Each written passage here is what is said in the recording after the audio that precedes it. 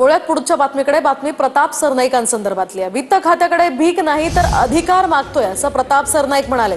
ST कर्मचाऱ्यांना निम्मा पगार मिळाल्यामुळे प्रताप सरनाईक आता आक्रमक झालेत। फाईल वित्त खात्याच्या मंत्र्यांकडे अधिकारी पाठवत नाहीत। वित्त खात्याचे अधिकारी परस्पर फाईल परत पाठवतात आणि ही शोकांतिका असल्याचं सरनाईक म्हणाले। दरम्यान पगारासाठी दर महिन्याच्या 5 तारखेला वित्त विभागाच्या अधिकाऱ्यांसमोर जाऊन बसणार असल्याचं सुद्धा सरनाईकांनी म्हणत इशारा दिलाय।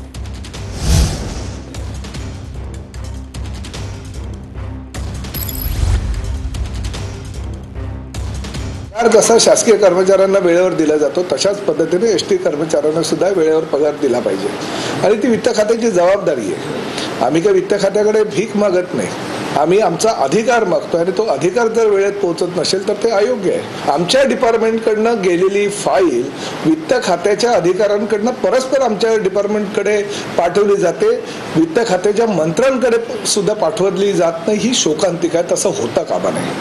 आमचे जे एसटीचे कर्मचारी आहेत त्यांना मात्र पगार वेळेवर मिळाला पाहिजे।